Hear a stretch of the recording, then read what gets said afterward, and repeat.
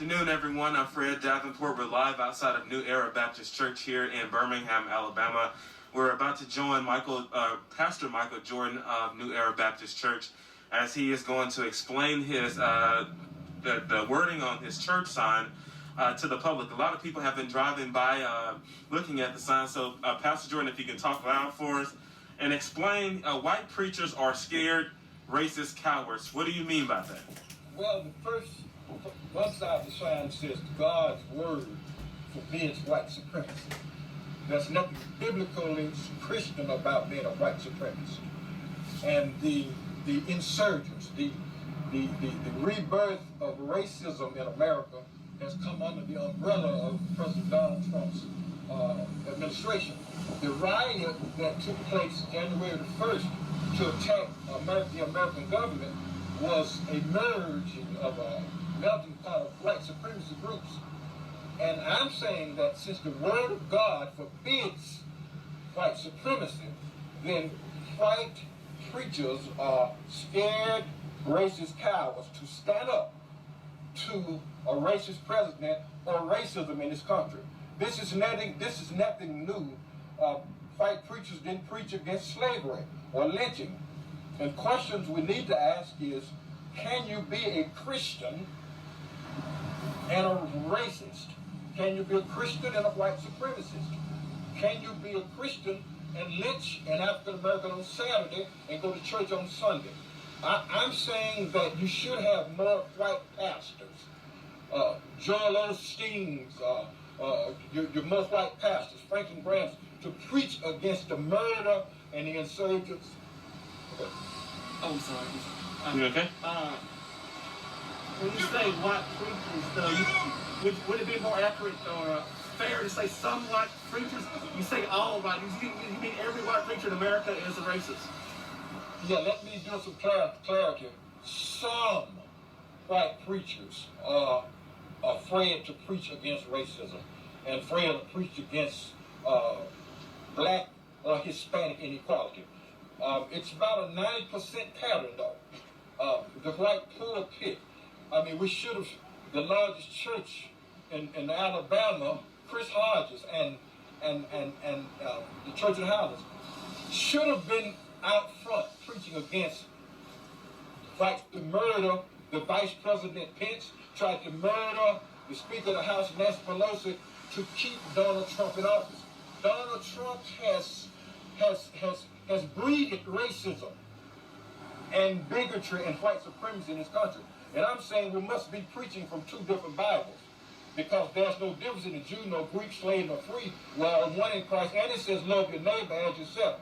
There's nothing biblical about putting human beings in cages. And on the other side of your sign, the people can't see, the ones who are watching live right now, it says the word of God forbids white supremacy. Yes, sir. If you look at the history of this country, do you think the church played a part, even when it comes to segregation, which fits in the same area of this white supremacy of keeping black people separate from white people, meaning that you couldn't live in the same neighborhood as black people couldn't live in the same neighborhood as white people? The white church actually supported apartheid. The Dutch Anglican Church supported apartheid in South Africa, and they said that blacks were substandard to white Europeans. The church down in history, what kind of sermons were preached during slavery, supported it. You left church on Sunday and you greeted blacks and you killed blacks on a Monday. So I'm saying that the biggest sin of the white preacher is the sin of acquiescence. They consented by silence. It's just a part of the time.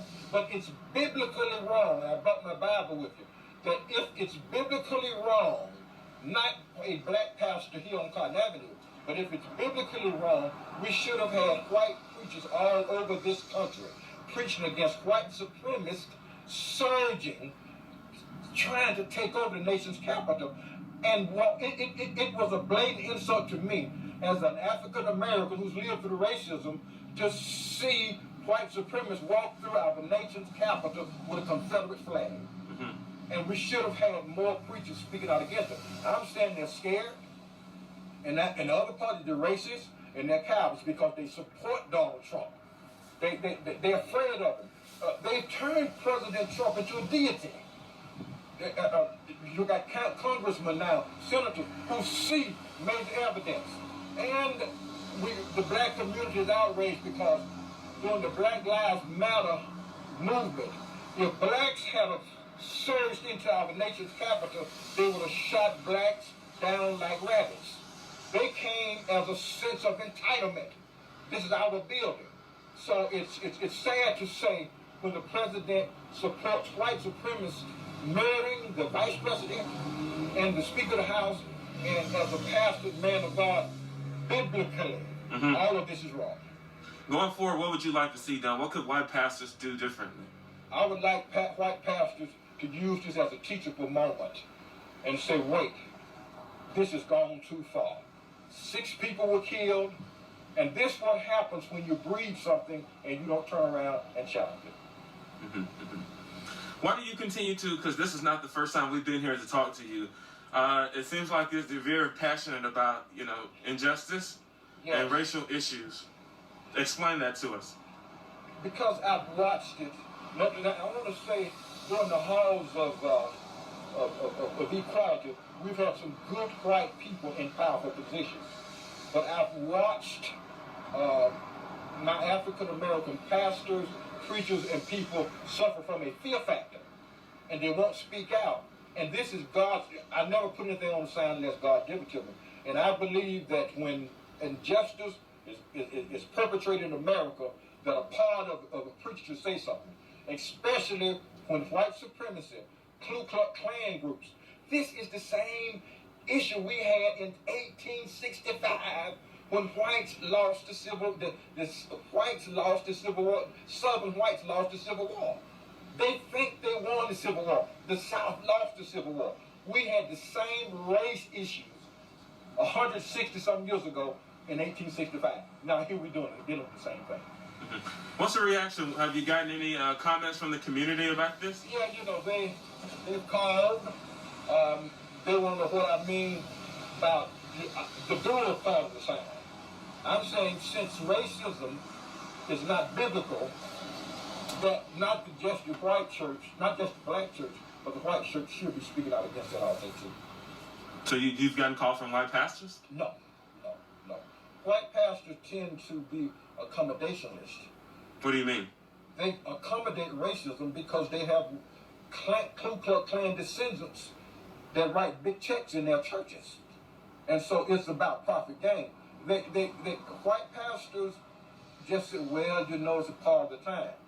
And I want to again say some white pastors. Pastor Franklin Graham, whose people who are voting to impeach President Trump for such dastardly deeds, people are attacking him. Franklin Graham says that the congressmen that voted to impeach, they betrayed him like Judas Iscariot. In other words, he made Trump out of Jesus. So are you saying that if white preachers would teach their congregations about not hating, loving all people, including black people, that there would be somewhat of peace? If white preachers had preached against slavery, Jim Crowism, lynching, and racism, it would not have gotten this far. They would have known that the word of God forbids it. Love your neighbor as yourself. Be kind one to another. I blame the insurgents, I blame the Renaissance, I blame the rebirth of racism and white supremacy in America on the white pastor who refused to say a word about it. Is it tough for them to talk about? Yeah, it's tough because it's to them, they don't want to rock the boat. They don't want to turn around and say it because basically some of them are racist themselves. You see. And you can't turn around and say that a Hispanic is substandard, an African American is substandard, when the Word of God says there's no respect of person with God. They are racist themselves. And then they turn around and they consent to it. I'm wounded at the damnable evidence that the senators have on President Trump and the insurgence of white supremacy, I'm wounded by whites who see it and still gonna vote to quit. Mm-hmm. Have any white pastors approached you, white preachers approached you to have conversations about, what they could, what they should know to tell their congregation on a teaching level? Yes, I've had white pastors to approach me, but they want to be covert. They want to be secret. They want to talk privately. Would you want to get on the news and let's talk about this? You don't want to. You want to make your views public. Oh no, I don't want to deal with that. Okay. Any more questions? Thank you. Yes. All right.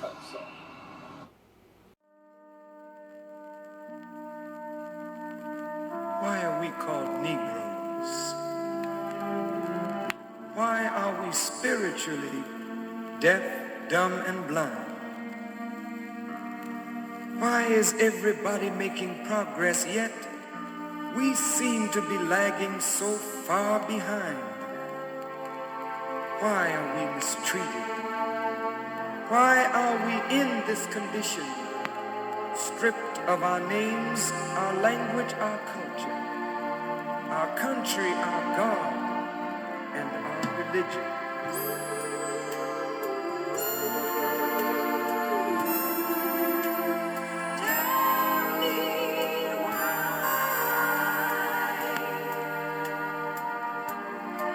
Here in America, all of our religious training has been gotten through the preacher.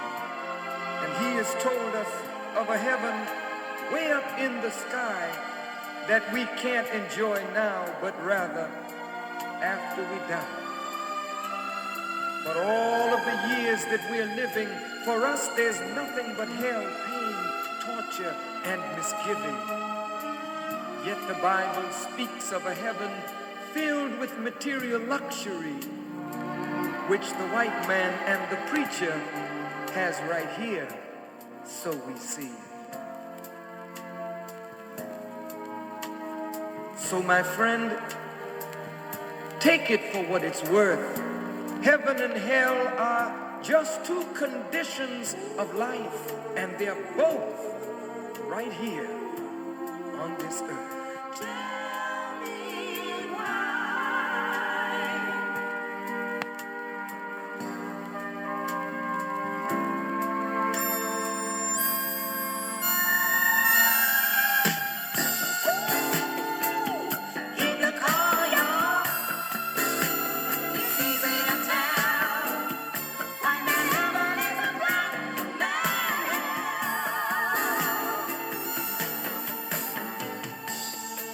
So let's check back into history, which rewards our research and tells us plainly that before the white man gained entry to the East, he was living in the caves of Europe on the level of the beast, eating the bark of trees and eating flesh raw, till God sent Moses to civilize him and teach him the law.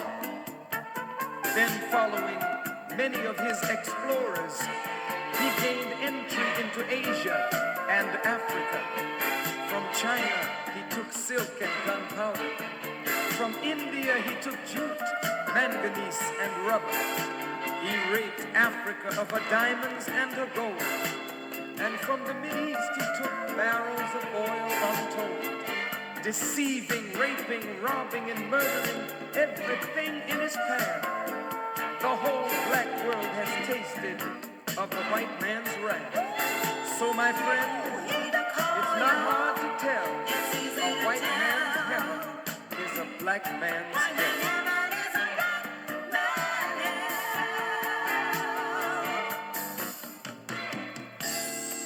Before we came to America, we were living in the East by the Nile River.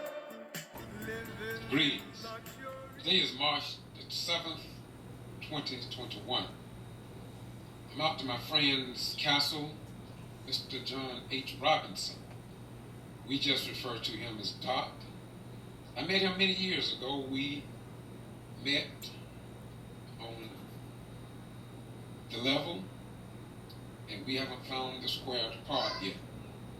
I just want to say to you all that I come out here often and sit down at a lake in the backyard, and we talk and dialogue. Our conversations are mostly different from most people I have conversations with. In fact, Doc Robinson is about the only person that I can have a conversation with to the degree and caliber that we both enjoy.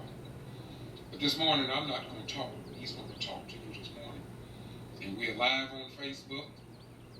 Now, I really suggest you tagging your friends in on this conversation, because Doc, whenever he's speaking about economic development. He's talking about getting some jobs on the south side of the railroad track of Social Divide here in Valdosta, Georgia. Not only that, but Doc Robinson is an entrepreneur. He ever had lawsuits down in the bottom end of Florida down there, and he was victorious. And if you want to hear more about who this great human being that you're about to listen to, if you want to know who he is, then I strongly suggest you to get his book called Chicken Scratch. Get it? Chicken Scratch. Y'all sit back, hear ye, O Israel, enjoy the brother. I enjoy him. He's a great man. This is Doc Robinson, and he's going to talk to you as nobody else can. Doc Robinson, how you doing today, brother? I'm doing just fine this morning. You doing all right? All right, talk to me, brother. Talk to me. Talk to Valdosta, Lowndes County, state of Georgia, America, and the world. Well, I asked you to do this in a video because I wanted something that I wanted to remind you of. Yes, sir. You know, in 2004, you had to take down a bogus charter that was at the courthouse of the city council. Yes, sir. Okay? Could you state what that said, if you can recall? Oh, I can recall it. That's one thing God gave me, and that's a memory. The old 1860 charter that was displayed the second floor of City Hall back in the day. And when I saw that charter, I had passed it many times. But when I stood and read that charter, I knew I had to do something. And so I addressed the council, and if they said they couldn't move it because it was a part of the history of Valdosta and Lowndes County. But here's what I observed on the wall, and of course they eventually took it down. But here's what that charter said. It was very disgraceful and distasteful. Here's what it said: that the mayor and council shall pass all proper and necessary laws and ordinances for the control of slaves and free persons of color, and to control, suppress, and abate all nuisances arising from hogs, dogs, horses, and other livestock straying at large in the city of Valdosta, Georgia. That was it. All right. Here we are 17 years later, begging to change the name of the street to Morocco Mall. That goes to show you the general attitude of the state of mind that this county is in. Done changed mayors a couple times, and we still have the same old. Now, aren't you sick and tired of being sick and tired of the antisocial racism that projected in this county? I know you got to be tired of it. Look at that general attitude. Now think about 17 years. Something like this occurred, and 17 years later, we arguing about changing the name of the street. Got a Confederate soldier standing on the corner downtown, looking to the east, looking to the south. It's a message within that alone. They're still looking to the south to recover from the war that they lost. And they're looking to their brothers of the south. We have to do something for ourselves.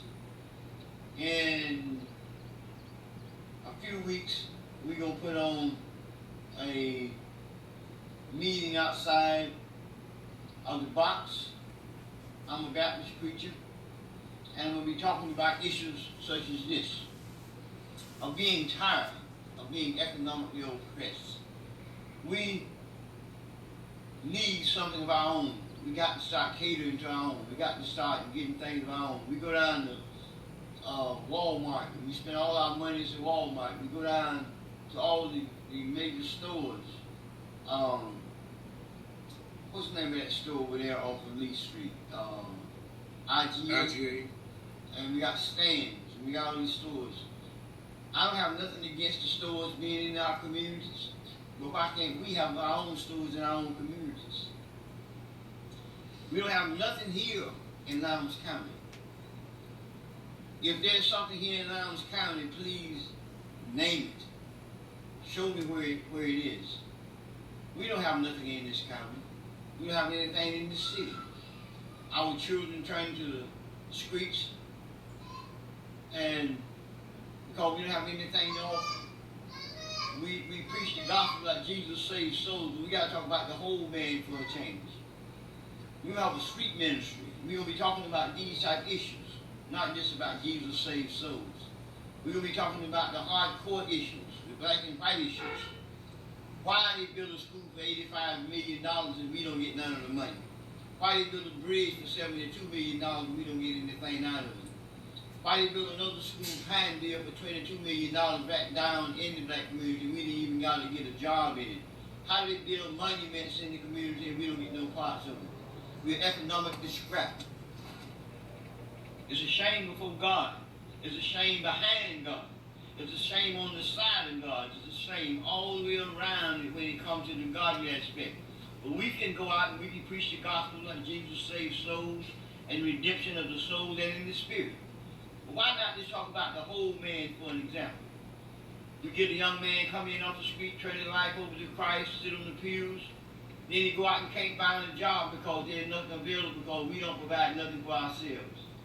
Everything that we do it for someone else. We don't do nothing for us. And it's a shame before God. We got city council members that sit on the boards and the Board of Education, and we can't get nothing done. It's a shame, it's pathetic that we have to go through what we go through it all the time. Not some of the time, but all the time. Then when a person like myself come up and say something, we automatically wrong. George Ryan say something, he's automatically wrong. Bobby Gordon say something, he's automatically wrong. Reverend Rose say something, he's automatically wrong. And therefore there's something wrong with that picture. See, we got to face the truth. Jesus down the resurrection, the truth, and the life. So we got to face the facts about it and deal with it according as it's presented to us. Now what's presented to us? A dark history. A veil is over this city, and it needs to be uncovered. And we're going to talk truth. We're going to talk plain so that everybody can understand that we got to have something of our own. And we got to start catering to one another and quit hating on each other. And we got to spread the gospel in a manner that ain't never been preached before. Truth. It's okay to preach the long sermon. It's okay to hike your voice. It's okay to raise the roof. It's okay to shout to the walls shake. There's nothing wrong with that. But what's wrong is that when we get done with the therapy Sunday and administering therapy to those that's been discriminated against when they go to their jobs on Monday, discriminated against when they go to their jobs on Tuesday, discriminated against when they go to their job on Wednesday, discriminated against when they go to their job on Thursday, discriminated against when they go on their job on Friday, and then be off on Saturday, and then come to the church for a sigh of relief to get some more therapy so he can forgive his master, so he can forgive his master's son, and forgive his master's grandson, so that he can work another week and be discriminated against until he go old and gray like myself and never get any justification. There's a family here in Valdosta that son went to school and then come home one evening and have never been compensated. Now that's wrong, and we all know that that's wrong, but then nobody in Lowndes County get behind that family the way they should have. When my son or my daughter leave this house to go to school, I'm expecting them home in the evening. And if they lose their life on that school campus, someone is responsible. It's sad the way it turned out. And it's sad the way it is. We got to get on one accord. We got to unify. I'm going to say this because it's true. They have an economic power structure here that's formulated. I call it the hive, the beehive. And they is very, very, very, very, very well organized. It's been organized ever since 1860. and have had this controlling power in a city that's 51 to 53% black. And we don't have anything that we can show. They built the Roy Beck overpass. You stand on that bridge, you look to the north, you see prosperity. You just turn about on the bridge and look around on the south side, you see nothing but pure poverty. Then they gave us a monument and want us to be proud of the monument. A Cadillac sitting in the middle of a landfill, and they want us to be proud of that. We are proud of Martin Luther King for what he accomplished. We are thankful for the monument, but to be proud of that, come on, be for real. Be for real. Not a black hand had anything to do on it. Didn't get no monies out of it. Didn't get nothing out of it. Promises was made to the county, to the city, and the people of the city that when they built the bridge, they were going to relocate them. They were going to help them to revitalize their businesses. But that bridge acted like a big foot on the community's question. Nothing never been done. Ella Fitzgerald years ago come here. Louis Armstrong, those kind of people come here. We had a history at one time where blacks were thriving as well as whites was in this county. My Uncle Louis, he had one of the first sawmills here. He got visited one Saturday, and that Monday they shut him down. So, you know, when you look at the history of Lowndes County, it's a dark history. But we got to talk truth, and I'm a firm believer in litigation. I believe in that. I believe in marching, but I believe in litigation. I was in a civil litigation that lasted 12 years.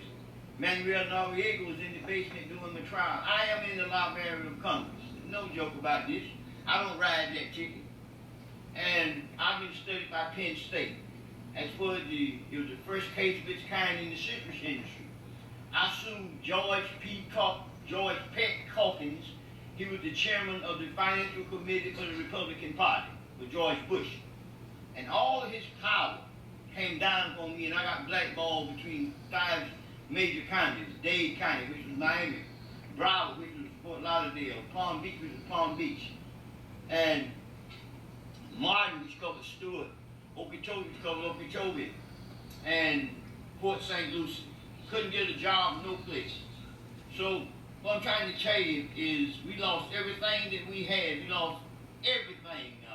Lost our dignity, our pride, but we yet held ourselves together. And we survived it and won. And a black jury by the name of Moses Baker, now is a federal jury. He was my attorney, Jack Scarona. Willie Gabriel, famous attorney Willie Gabriel, he filed an EEOC claim for me. This kind of thing. I believe in litigation.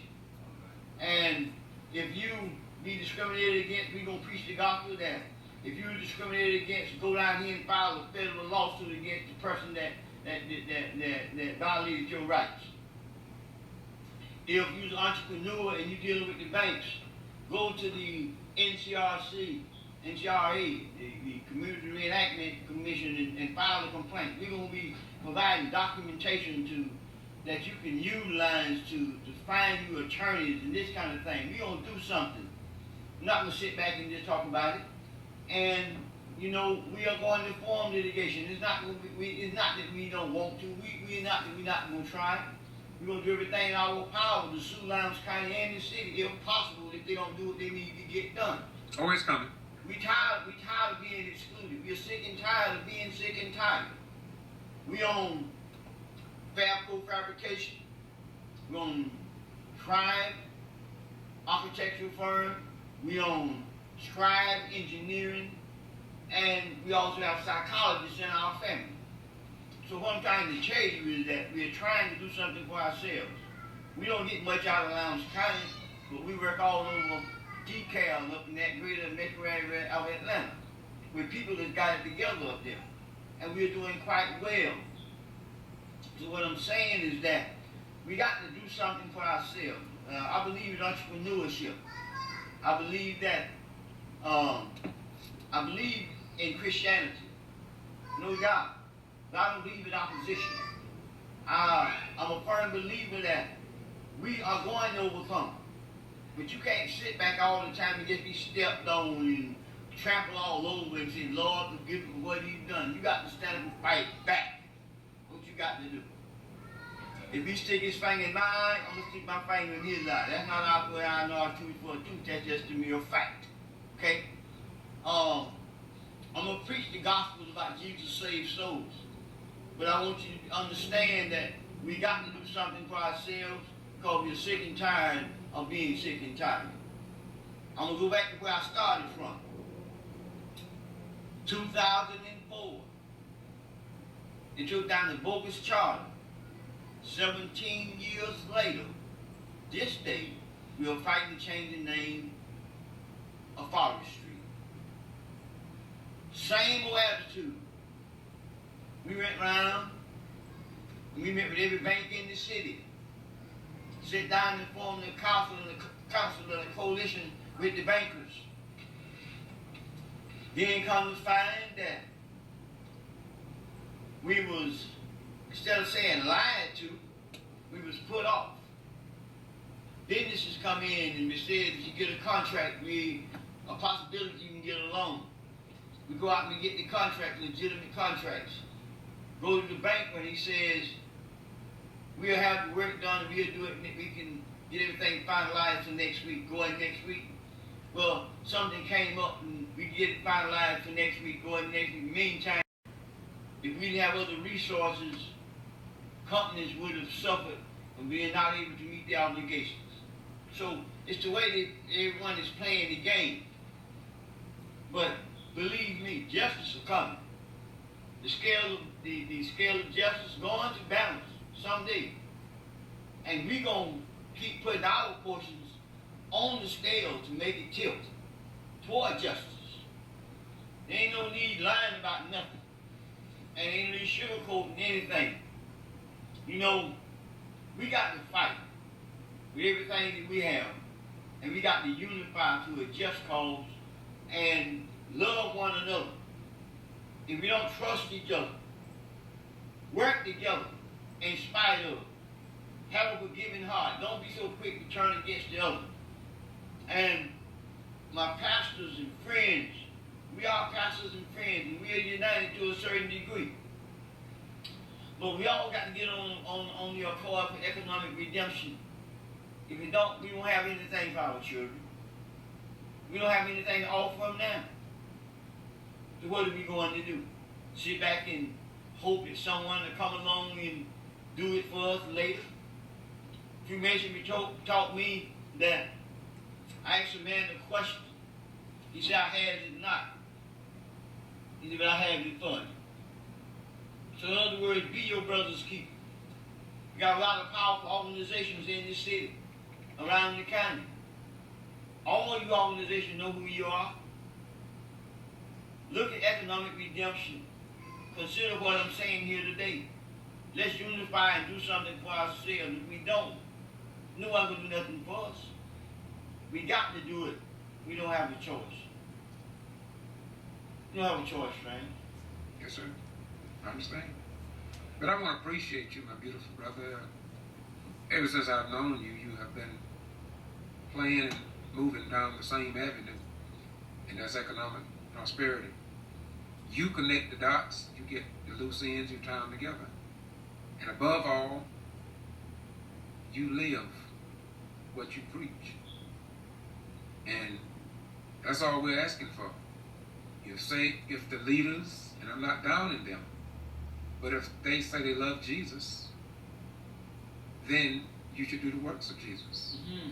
Jesus didn't come just to go to a building. Jesus came to help his fellow man. Yes, he did. And that should be why we stand in the pulpit. And if I may, Dr. Robinson, to stand in the pulpit means that you are at a common level, and you should have enough love not just to collect the money, but you should have enough love to come down out of the pulpit and go down into the pits of poverty. Go down to the elderly that sits before you as you sit on the high level of the pulpit. And you're supposed to pull those people from poverty, discrimination, hatred, etc., and pull them up on the level that you are on. Then you can say you have really preached a great sermon. When you can go down in the pits of hell and pull people up, even when the people you go to help criticize you and damn you because they don't understand. And the reason they don't understand is because they're in the pits. And God have blessed you to be in a position to pull them up. So now, do you understand, Brother Austin, when you go to church and you see your pastor sitting on the high level, in fact, the highest level in the church, and the question is he just giving you words? Or when the church adjourned, you are still in the pits of hell before he preached his first sermon to you? My beautiful brother, close us out. Well, that's what he's saying. I'm going to use the word wisdom, knowledge, and understanding. Will and reason. Those 5 words is very powerful words for us to obtain from the pulpit, to going out, pulling the brother out of the pit, to help him up. You do this by going out as a minister and standing before city council. You do this by doing this as a minister and stand up before the school board and stand up before the board of county commissioners and stand before the board of governors and express to them your concerns and your needs for the people, the constituents that you represent every Sunday. For somebody in your congregation is somebody of the future that might change all stages of tomorrow. You never know who are there. You don't know who the little children are going to come out to be. But it's up to you to take that stand. And if you take that stand, everything will begin to change. Brother Rhines, the Get To Free Press is officially the black media that we have in the South. And we want to thank you for the archive that you created over this long period of years. Very few people know that you got a priceless journal of knowledge as far as, how would you say it? Archival record. Yes. You see, so thank you for the services that you provided. You go from town to town, you go from place to place, and it's historical what you are doing right now. And thank you for the interview that you gave me this morning. See. I thank you, my beautiful brother, and to all of you who tuned in today on my Facebook Live. I want to commend you. You got to be special because you tuned in to this broadcast. Many people, and I know this because I have them to show up on this channel, but when I start speaking, they get off of it because I'm not talking about, never have been. I've been doing this since 75, and I don't shake a booty. I don't get your money. I don't even ask you all to like and share. I just give the truth, and those who like it can get it. Those who want to condemn me and sentence me to hell, that's your prerogative, and I still love you. At my age of 69 years old, I don't have not one person that I dislike. I don't have not one person I cannot sit down and talk with. I've been mistreated. I've been called nigger, been called outside agitator, and a lot of other dirty names that I won't even mention here. But the man that you see on the screen there today, me and him have walked a long ways. And we see mostly eye to eye. And the things that we don't agree on, they don't divide us. Because we know our mission is much larger than either one of us. It's larger than both of us together. So we're going to keep on. I've been doing this since 75, as I said. I've had friends, men and women, to turn against me, black and white. Some white people I had I fully trusted in them. But when I turned around, they was gone. But there's one thing about it. When you're black, when you turn around, you still black. You don't walk away from that.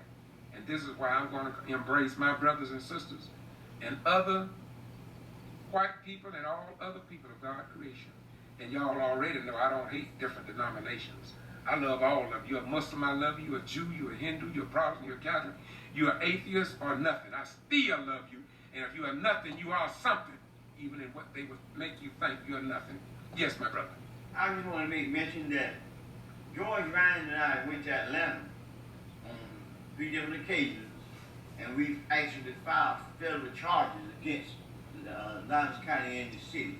Okay? I want you to know that they know that we're not playing the game. They know that we're not just talking. So when you hear us up here saying what we're saying and they're listening in, I want them to understand that we coming at you, but just that simple. We have to have some changes. Yes, sir. In closing, I will close by saying this making this brief statement. Go to Boston G.B.R. on YouTube and look at all the cities that I visited on behalf of the crying mothers who have been abused, suppressed in voting rights, and removed from office that your news media will not publish. Al Sharpton know about it because I sent it to them. Rachel Maddow know because I've sent it to them. Nancy Grace know about it because I've sent it to her. You have a list of black people that have been shot, that was shot down by members of law enforcement, and they can't even get the news media to connect their stories. And the sad thing about it, we who are black watch the videos that God allowed me to produce, and many of you won't even watch them, and some of you won't share them because you don't feel the pain, but I do.